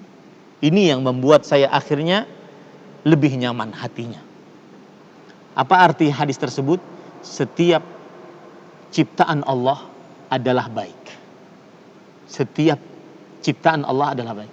Semenjak hari itu saya lepas kaos kaki. Demi Allah Pak, mungkin 2 tahun atau 1 tahun saya tidak pernah menginjakkan kaki saya dengan kaki langsung ke keramik Masjid Nabawi. Karena saya selalu pakai kaos kaki. Saya lepaskan kaos kaki, saya pakai celana panjang dalam biasa. Bukan celana yang panjang seperti celana untuk musim dingin. Setelah itu saya merasakan kelezatan yang sangat luar biasa. Sebelum itu Bapak Ibu saudara-saudari yang dimuliakan oleh Allah Subhanahu wa taala, kadang sebelum kejadian itu, kadang waktu tarawih saya sujud lama, nangis bukan karena berdoa agar sembuh, tidak. Tetapi nangis karena tidak puas dengan takdir Allah. Ya Allah, kenapa harus saya sih punya penyakit begini? Apalagi waktu itu saya ingin nikah gitu. Saya lihat pemuda-pemuda Arab Saudi ganteng-ganteng ini, kalau melamar orang langsung diterima. Sedangkan kalau saya gimana, siapa yang mau menerima saya? Maka itu salah satu sebab kenapa saya sangat cinta kepada istri saya. Hanya beliau satu-satunya perempuan yang waktu itu menerima saya dalam keadaan demikian. Jadi kalau seandainya Bapak Ibu melihat akun-akun media sosial saya sering memuji, sayangku, cintaku, manisku, rinduku, itu karena saya ingin bersyukur kepada Allah memiliki seorang istri yang teguh. Dan semenjak itu kan setelah saya menikah semakin parah di wajah, semakin nggak karuan, subhanallah. Sampai saya sering bertanya, sayang sabar, kenapa nggak sabar? Kita halal, semua orang mempunyai kekurangan, subhanallah. Sampai akhirnya entah apa, yang jelas ini mudah-mudahan berkat doa yang Allah Subhanahu wa taala kabulkan. Ya, tetapi saya tidak memakai obat apapun, tidak memakai pemoles apapun sehingga seperti ini. Cuma hanya berdoa kepada Allah Subhanahu wa taala. Pernah memakai obat tetapi sebentar berhenti. Ya, tidak ada terapi apapun, tetapi benar-benar murni berdoa kepada Allah Subhanahu wa taala. Alhamdulillah sekarang sekujur tubuh ya seperti ini kelihatannya, tidak ada belang-belang lagi. Alhamdulillah ala kulli hal. Alhamdulillah ala kulli hal. Alhamdulillah alladzi afana mimma ibtalana bih. Alhamdulillah, segala puji hanya bagi Allah. Nah, ini baru sekali saya ceritakan. Biasanya saya cerita kepada orang-orang terdekat saja. Mudah-mudahan ini menjadi pelajaran, ya. Dan semuanya ada hikmahnya. Semuanya ada kebaikan yang Allah Subhanahu wa taala sisakan untuk kita. Allah itu Maha Penyayang. Jangan pernah ketika Anda dapat musibah lepas dari keyakinan itu. Allah itu Maha Penyayang terhadap hambanya. Saya ingin sekali mengamalkan sunnah Rasul, mengangkat baju saya dari 2 mata kaki, karena saya anggap bahwa memakai baju bagi laki-laki di bawah 2 mata kaki menurut pendapat yang sebagian ulama dosa besar. Saya ingin mengamalkan itu, tapi apalah daya, kaki waktu itu belang. Tapi saya ingin mengamalkan, maka akhirnya tetap saya amalkan meskipun berat pada waktu itu. Akan tetapi Allah Subhanahu wa taala sudah menuliskan itu semua 50.000 tahun sebelum penciptaan langit dan bumi. Dan pelajaran yang menarik Bapak Ibu Saudara-saudari, saat punya penyakit seperti itu, saya sering sujud. Sujud bukan berdoa, ini kekeliruan. Akan tetapi sujud mengeluh, ya Allah kenapa saya? Kenapa harus saya sih? Sampai kan keluar di sini, asalnya kan cuma di sini tertutup dengan baju. Kemudian dia keluar, putihnya keluar gitu. Kelihatan akhirnya kan. Apalagi muka. Sedangkan saya pendakwah. Saya sempat waktu itu benar-benar down. Ya, saya pendakwah, saya berdakwah. Bahkan ketika yang saya ceritakan tadi, bahwa saya pernah menjadi seorang pendakwah di Dammam dari mulai 2006 sampai 2013 dalam keadaan muka yang seperti itu. Dan subhanallah, kerajaan Arab Saudi, terutama instansi yang saya bekerja di situ, tidak mempermasalahkan itu. Yang kami perlukan dakwah engkau, bukan wajahmu. Mulai saat itu, bagaimanapun keadaan, maka tetaplah berdakwah saya. Nah ini keadaan yang mungkin bisa diambil pelajarannya. Semoga kita diberikan afiat oleh Allah. Dan saya berpesan kepada Allah, kepada para jamaah sekalian, tenaga kesehatan di RSUD Koja, bahwa sering-seringlah minta afiat. Allahumma afini fi badani, Allahumma afini fi sam'i, Allahumma afini fi basari. Ya Allah, berikanlah afiat, keselamatan kesehatan, bukan hanya sekedar sehat, keselamatan kesehatan di dalam diri, dalam pendengaran, penglihatan, dan seluruh tubuh kita. Sering-sering minta afiat. Wallahu a'lam. Nah, ini Pak Suratno bikin saya cerita jadinya. Masya Allah, jazakallahu khairan Ustaz, berbagi pengalaman tentang sabar, ya Allah. Ustaz, masih ada waktu Pak Ustaz? Ya, silahkan satu lagi ya Pak. Satu lagi. Pak Dokter. Baik Ustaz, saya bacakan. Izin bertanya Ustaz, bagaimana apabila kita sabarnya bukan di awal, tapi setelah buntu, sudah berkeluh kesah, sudah marah-marah, kemudian baru sabar, apa tetap dapat pahala? Jazakumullah khairan. Bismillah, walhamdulillah, wassalatu wassalamu ala rasulillah wa ala alihi wa sahbihi wa man wala. Jazakumullahu khairan atas pertanyaannya. Jawabannya adalah ma la yudraku kulluh la yudraku julluh. Ada kaidah dalam fikih mengatakan sesuatu yang tidak bisa digapai seluruhnya, jangan ditinggalkan seluruhnya. Oke, kita tidak bisa bersabar ketika hentakan musibah pertama kali datang, tetapi kita kemudian dapat ilmunya, lalu sekarang kita bersabar. Mudah-mudahan Allah tetap memberikan pahala atas musibah, atas sabar dari musibah yang pernah kita dapatkan. Begitu cara berpikirnya. Karena kita ini seperti yang saya ungkap tadi, kita ini berhadapan dengan Allah yang Maha Penyayang. Kita ini berhadapan dengan Allah yang rahmatnya meliputi segala sesuatu. Kita ini berhadapan dengan Allah yang kasih sayangnya mendahului kemurkaannya. Kita ini berhadapan dengan Allah yang pintu taubatnya dibuka 24 hours, 24 jam Allah buka. Bahkan subhanallah, perhatikan ayat ini, Az-Zumar ayat 53. Qul ya ibadiyalladzina asrafu ala anfusihim la taqnatu min rahmatillah. Innallaha yaghfiru dzunuba jami'an. Katakan wahai Muhammad, wahai hamba-hambaku yang melampaui batas. Lihat di situ. Yang bermaksiat dipanggil dengan hamba-hambaku. Kurang apa Allah Subhanahu wa taala? Maka meskipun terlambat, karunia Allah maha luas, rahmat Allah maha luas. Semoga Allah Subhanahu wa taala mengampuni dosa-dosa kita meskipun terlambat. Asalkan sebelum nafas di tenggorokan, asalkan sebelum matahari terbit dari barat, Allah masih membuka lebar-lebar setiap hari, setiap waktu. Dan Allah panggil hamba-hambanya. Allah panggil yang bermaksiat dengan kata, wahai hamba-hambaku. Bukan, hei kamu ahli maksiat, sini kamu. Enggak. Wahai hamba-hamba, Allah panggil kita. Maka terutama kita dalam bulan Ramadan ini, para ikhwah. Saya kemarin dengar juga kajian dari Syekh Al-Allamah Profesor Dr. Abdul Razak bin Abdul Muhsin.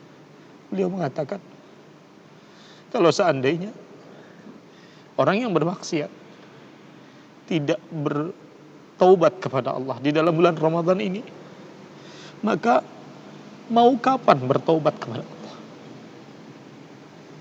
Kalau seandainya orang yang bermaksiat tidak bertobat di bulan ampunan, di bulan taubat, mau kapan bertobat? Waktunya sekarang untuk bertobat kepada Allah Subhanahu wa taala. Ini waktu yang tepat untuk memperbaiki dari awal. Allah tidak akan pernah melihat apa yang telah terjadi dari dosa-dosa kita. Tapi Allah Subhanahu wa taala ingin kita bertobat. Itu saja. Banyak istighfar, putuskan dosa, mulai hidup yang baik.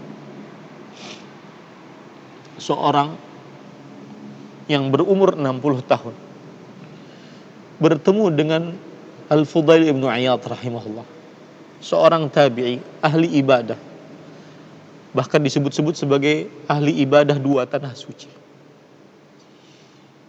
Orang yang berumur 60 tahun ini mengatakan, saya sudah umur 60 tahun, sudah banyak kehidupan yang saya lalui, dosa sudah tidak bisa dihitung, sudah bingung saya menzalimi orang banyak sekali. Lalu apa yang harus saya lakukan? Apa yang harus saya lakukan? Beliau memberikan 2 tips. Kerjakan 2 tips. Yang pertama, ahsin fima baqi yughfar laka ma qad madha. Perbaiki di sisa-sisa umur, niscaya diampuni dosa-dosamu yang terdahulu.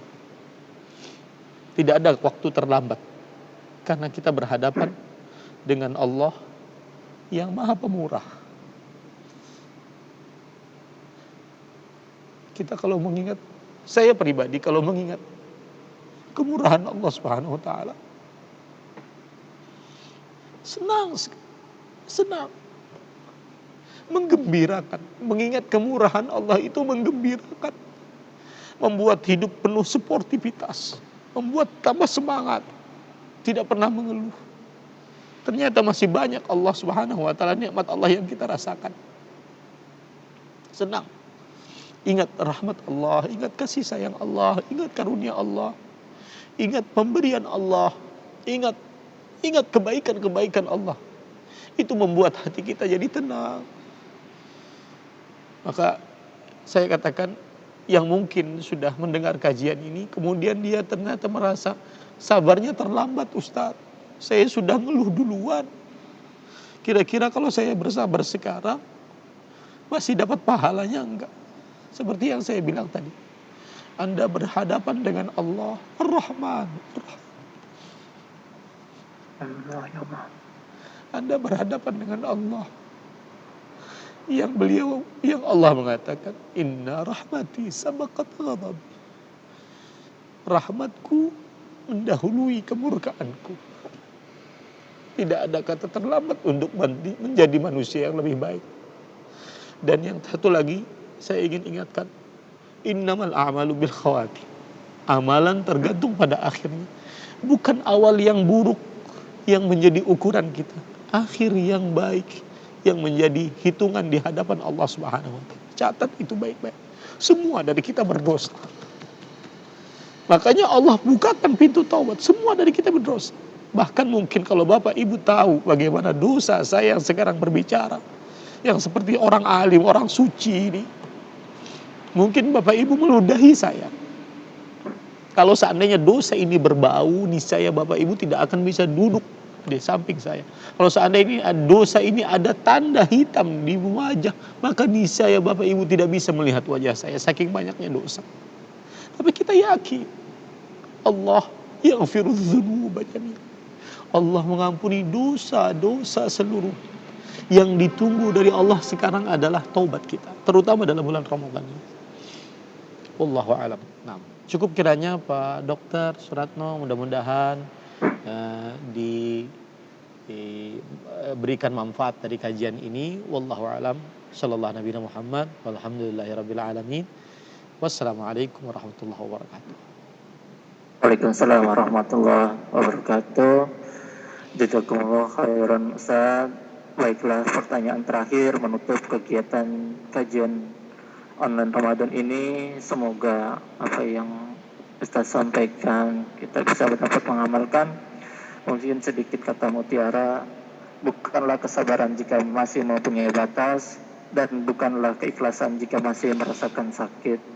Saya sebagai moderator, apabila ada tutur kata yang salah, mohon dimaafkan. Saya tutup kajian pada siang hari ini. Mari kita tutup sama-sama dengan menutup doa majelis. Subhanaka Allahumma wa bihamdika asyhadu an la ilaha illa anta astaghfiruka wa atubu ilaik. Wabillahi taufiq wal hidayah. Assalamualaikum warahmatullahi wabarakatuh. Waalaikumsalam warahmatullahi wabarakatuh.